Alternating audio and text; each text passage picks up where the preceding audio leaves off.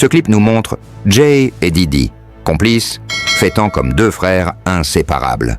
Mais quelques instants plus tard, cette fraternité éclate en pleine audience fédérale. Face à la menace d'une peine de prison à vie, Diddy fixe les procureurs avec une détermination glaciale et balance une trahison sans précédent contre Jay. Ce qu'il dévoile dépasse tout ce que l'on pouvait imaginer. Mais Jay n'est pas le seul à tomber dans cette tempête.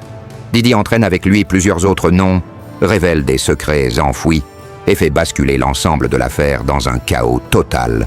Plongeons au cœur de cette trahison explosive. La bombe est lâchée. Vous avez bien entendu, c'est Diddy lui-même qui parle de Jay comme du milliardaire noir, lors de ces soirées où le luxe et le pouvoir régnaient en maître. Quelle chute pour ces géants! Ce même milliardaire doit maintenant passer des nuits blanches, rongé par la peur que Diddy révèle tout ce qu'il sait, ses secrets enfouis dans un cerveau en désordre. Le ton change complètement quand on comprend ce qui se tramait réellement derrière les portes closes, loin des projecteurs et des sourires publics. Pour saisir l'ampleur de cette trahison, il faut revenir des années en arrière. La relation entre Jay et Diddy s'étend sur plus de 20 ans, marquée par une amitié apparente, des collaborations artistiques et la construction d'empires. Depuis les années 90, ils étaient inséparables, complices sur scène et dans la vie, partageant succès et soirées, bâtissant ensemble un empire musical et commercial. Mais voilà que l'histoire prend un virage noir, un virage aussi brutal que la faux de la faucheuse elle-même. Un détail poignant a émergé en 2023 lors d'une émission où Diddy a révélé que Jay et sa mère sont les seuls à l'appeler par son vrai prénom, Sean. Un signe d'intimité rare, presque familial, dans un monde où tout est façade et apparence. Ce n'est pas l'énergie d'une simple connaissance, c'est celle d'un frère de sang, un lien profond et solide. Cette histoire, et c'est bien plus qu'une alliance commerciale, c'est une fraternité tissée dans la durée. En 1997, Jay participait au premier album de Diddy, No Way Out, avec le titre Young Jay, tandis que Diddy figurait sur In My Lifetime de Jay. Ce n'était pas de simples transactions, mais un partenariat artistique puissant entre deux hommes en pleine ascension. On voit Jay célébrer le 50e anniversaire de Diddy, heureux, confiant, sans se douter que cet homme le trahira plus tard sans hésitation, le jetant sous le bus plus vite que l'on peut prononcer 99 problèmes. Cette image de Jay détendu, souriant, reflète ce que l'on croyait être une amitié authentique. Mais l'éléphant dans la pièce est là, le procès qui a scellé cette tragédie. Une jeune femme accuse Jay et Diddy d'avoir abusé d'elle à seulement 13 ans, lors d'une soirée des MTV Video Music Awards en 2000. Imaginez cet enfant, vulnérable, entouré d'hommes puissants capables d'écraser des carrières d'un simple coup de fil. Il faut saluer le courage incroyable de ces survivantes qui se dressent, conscientes qu'elles vont faire face à la méfiance, au blâme, à l'intimidation. Dire la vérité contre des hommes qui détiennent tant de pouvoir demande une force héroïque. La victime décrit comment on lui a donné une boisson qui l'a fait perdre conscience. Ce n'est pas une fête, c'est une embuscade soigneusement orchestrée. La plainte évoque un chauffeur de limousine, des accords de confidentialité et d'horribles abus sous le regard d'une mystérieuse célébrité féminine. Ce n'était pas un acte spontané, mais une planification méthodique, un crime organisé. Le plus fou dans cette histoire, c'est que ce procès a été rejeté avec préjudice le 14 février 2025, ce qui signifie qu'il ne peut plus jamais être rouvert. L'équipe de Jay a sauté de joie, clamant une victoire éclatante. Mais attention, un rejet de dossier ne signifie pas que la vérité disparaît. L'avocat de Jay affirme qu'aucun centime n'a été versé, qu'il a blanchi le nom de son client. Pourtant, tout ce qui se passe aujourd'hui, ce n'est pas un hasard. La manière dont ils ont célébré ce rejet ressemble plus à la joie d'un touchdown en finale qu'à la preuve d'une innocence véritable. On a évité une balle, oui, mais pas gagné la guerre. Ce retournement de situation est tout simplement hallucinant. Un enregistrement a émergé, où l'accusatrice elle-même reconnaît que Jay n'a rien à voir avec les actes sexuels reprochés. et avoue que son propre avocat l'a poussé à inclure Jay dans la plainte. Certains pourraient y voir une preuve d'innocence, mais à quel prix? Quelle pression a-t-on exercée dans l'ombre pour obtenir cet enregistrement? Quelles conversations secrètes ont eu lieu à huis clos? Voilà la vraie question qui me hante, car pendant que Jay tentait désespérément de limiter les dégâts et de prendre ses distances avec Didi, ce dernier était enfermé au Metropolitan Detention Center de Brooklyn, préparant son prochain coup. Et ce coup, apparemment, consistait à livrer les secrets de Jay sur un plateau d'argent. L'inversion des rôles est digne d'une tragédie shakespearienne, un retournement brutal où l'ancien allié devient le bourreau. Entrons dans le vif du procès. Didi fait face à 5 chefs d'accusation terribles. Un chef pour racket, 2 pour trafic sexuel par la force, la fraude ou la coercition, et 2 autres pour transport en vue de prostitution. Cet homme est cuit, et il le sait. Quand la perspective de passer le reste de sa vie derrière les barreaux plane, la loyauté entre amis s'évapore instantanément. Le chef d'accusation pour racket est particulièrement lourd de sens, puisqu'il ne s'agit pas d'actes isolés, mais d'une entreprise criminelle organisée sur le long terme, impliquant plusieurs personnes dans une mécanique diabolique. C'est le cœur même de la loi RICO, une arme fédérale redoutable qui ne plaisante pas. Mais ce qui a véritablement secoué l'industrie, c'est ce qui s'est déroulé au cours de la 9e journée du procès. Selon des sources présentes dans la salle d'audience, lorsque les procureurs ont interrogé Didi sur ses liens avec d'autres figures du milieu, il s'est mis à chanter comme un canari. Il a lâché des noms, des détails, des dates, révélant qui savait quoi et à quel moment. Une ambiance électrique où l'on sentait que Didi, en tombant, voulait entraîner tout le monde avec lui. Ce « si je tombe, vous tombez tous » a transformé la salle d'audience en un véritable champ de bataille. L'équipe de la défense tentait de minimiser ces liens tandis que l'accusation s'évertuait à démontrer l'étendue des relations secrètes et anciennes de Didi avec de puissantes célébrités. C'était une partie d'échecs féroce, chaque révélation risquant de faire tomber une carrière. Jaguar W, longtemps traité de paranoïaque, avait pourtant prévenu tout le monde.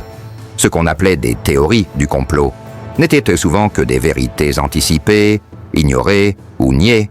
Elle avait pointé du doigt ses connexions pendant que le monde entier faisait semblant de ne rien voir. Voilà ce qu'est le vrai journalisme, celui qui dérange et qui éclaire. Puis vint la confession fatale dans la salle d'audience, celle où la loyauté a définitivement volé en éclats. Préparez-vous, car ce que je vais vous révéler dépasse tout ce que vous avez pu imaginer et fait passer Game of Thrones pour un conte d'enfant. Lors du témoignage de George Kaplan, ancien assistant de Didi, protégé par un accord d'immunité, la vérité a explosé.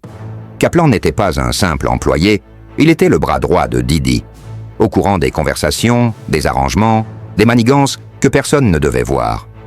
Cet accord d'immunité a permis à Kaplan de parler sans crainte, et il a livré un témoignage accablant, dévoilant menaces et pressions même pour des détails futiles comme une bouteille d'eau mal dimensionnée ou des horaires de travail infernaux. Mais le plus révélateur fut quand il a cité des noms de personnes impliquées dans l'organisation des soirées, y compris Jay, sans chuchoter.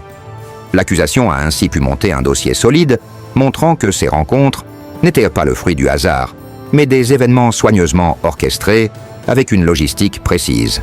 Des listes de fournitures particulières, bougies, huile pour bébé, lubrifiants, et une coordination impliquant plusieurs complices. Chaque détail révélait une organisation méthodique et glaçante. Ce procès a dévoilé une toile d'araignée d'intrigues, de trahison et de puissance cachée que peu auraient osé imaginer. Et au centre de ce maelstrom, Jay, Didi et bien d'autres encore se retrouvent pris au piège d'une descente aux enfers judiciaires, où la vérité et la loyauté n'ont plus aucune place. On parle ici d'une orchestration à une échelle glaçante, un réseau de complices agissant de concert dans l'ombre. Ce que George Kaplan a révélé sur le degré de planification de ces événements dépasse l'entendement. Ce n'étaient pas de simples fêtes improvisées, mais des scènes minutieusement chorégraphiées, avec des exigences précises, un calendrier rigoureux et des participants triés sur le volet. Un tel niveau d'organisation ne s'invente pas ni ne survient par hasard. Il réclame la complicité, la connaissance et l'aval de plusieurs acteurs impliqués. Au cœur de cette machination se trouve Queen Cassie, une femme dont le courage est la clé de voûte de cette enquête. Pendant 4 jours, elle a livré un témoignage bouleversant sur ses 11 années passées aux côtés de Didi, révélant des abus répétés et un contrôle impitoyable. Ce qui force l'admiration, c'est sa détermination à s'asseoir face à cette cour, enceinte et vulnérable, pour raconter les chapitres les plus sombres de sa vie. Cassie savait que chaque mot serait disséqué, retourné et utilisé contre elle par la défense et les médias. Elle savait qu'elle serait attaquée, accusée de manipuler la vérité. Pourtant, elle a choisi de parler, au nom de toutes celles qui n'ont pas eu cette force. La différence d'âge entre elle et Didi, 17 ans quand tout a commencé, n'est pas un détail anodin, mais un élément crucial du contexte. Elle était à peine majeure lorsqu'il a commencé à la manipuler, à exercer un contrôle prédateur sur sa vie, une véritable stratégie de grooming. Ce n'est pas une histoire d'amour, mais un schéma toxique où pouvoir et domination s'entremêlent. Ce qui a véritablement mis Jay et Beyoncé hors d'eux, ce sont les révélations de Cassie sur la présence de personnalités précises à ces événements. L'accusation ne vise plus seulement Didi, elle s'attaque à tout un système de complices et d'initiés. Ces soirées n'étaient pas des réunions secrètes cachées du monde, mais des rassemblements où des figures influentes du milieu étaient pleinement conscientes, voire complices, des actes illégaux et immoraux qui s'y déroulaient. Les descriptions de Cassie sont terrifiantes, et je vais faire attention à rester dans un cadre approprié. Mais sachez simplement qu'il ne s'agissait pas d'activités consensuelles entre adultes. Il s'agissait de scènes orchestrées où elle a été forcée à participer à des actes qui ont profondément porté atteinte à sa dignité. Ce qui choque le plus, c'est le caractère systématique et normalisé de ces abus dans l'entourage de Didi. Ce ne sont pas des incidents isolés, mais un schéma continu de violence et de manipulation. La manière dont Cassie a décrit être contrainte à des actes dégradants sous le regard d'autres participants souligne l'ampleur du contrôle psychologique exercé. Ce témoignage est une pièce maîtresse car il dévoile le vrai visage des maltraitances, loin des clichés. Beaucoup se demandent encore pourquoi les victimes ne partent pas ou ne se défendent pas. Mais la violence ne se résume pas à la force physique. Elle prend aussi la forme d'un contrôle mental, d'une dépendance financière et d'une peur paralysante. Un autre témoignage poignant est celui de Kiddy, qui a parlé de la relation toxique avec Didi, notamment d'un incident où ce dernier aurait menacé de faire exploser sa voiture, qui a effectivement explosé par la suite. Imaginez un instant cette folie, proférer des menaces terroristes parce que quelqu'un fréquente votre ex. Ce n'est pas de l'amour, mais une obsession criminelle de possession et de contrôle. L'affaire de Kiddy illustre comment le comportement délétère de Didi ne se limitait pas aux relations intimes, mais s'étendait à quiconque menaçait son emprise. La destruction de la voiture après la menace est un signal clair du danger réel qui pesait sur ses témoins. Mais ce qui a le plus frappé tout le monde, c'est que ces récits ramènent toujours, au même cercle restreint de personnes impliquées, un réseau dont l'ombre plane sur toute cette affaire. Après l'arrestation de Didi en septembre 2024, une nouvelle dimension du scandale a éclaté, portée par les révélations de Williams, un comédien de stand-up qui n'a pas hésité à intégrer l'affaire dans ses numéros. Il plaisantait sur les 1000 bouteilles d'huile pour bébé retrouvées chez Didi, lançant des blagues cinglantes du genre « Ils ont mis des drogues dans l'huile pour bébé. Tu crois que tu vas te faire masser normalement? Tu ne peux même plus te lever. C'est pour ça que Dieu m'a donné de l'eczéma. Je ne peux même pas utiliser d'huile pour bébé. » Ces remarques, aussi sarcastiques ce soient-elles, soulignent l'ampleur inquiétante de l'affaire, qui ramène forcément à des noms comme Justin Bieber et Usher. Le cas de Usher est particulièrement troublant. Il n'avait que 13 ans lorsqu'il a vécu sous l'aile de Didi, un enfant exposé à un style de vie que lui-même a qualifié de « assez sauvage ». Cette situation met en lumière une dynamique de pouvoir profondément déséquilibrée, avec un adolescent vulnérable potentiellement exposé à des comportements inappropriés. Quant à Justin Bieber, qui avait 15 ans lorsqu'il a commencé à fréquenter Didi, ses représentants insistent sur le fait qu'il n'est pas une victime. Pourtant, les troubles qu'il manifeste face aux accusations et la complexité apparente de sa relation avec Diddy laissent penser que cette proximité n'a pas été simple. Ces histoires tollées soulèvent un problème majeur dans l'industrie du divertissement, la vulnérabilité des jeunes artistes, souvent sans un soutien familial solide ou une supervision efficace. Quand des figures puissantes comme Diddy endossent le rôle de mentor, le déséquilibre de pouvoir devient une porte ouverte à l'exploitation. Le procès en cours devrait permettre de faire toute la lumière sur l'étendue de cette présumée entreprise criminelle et sur les victimes potentielles. Les représentants de Justin Bieber ont clairement affirmé qu'il n'était pas une victime, et cette déclaration mérite d'être respectée jusqu'à preuve du contraire.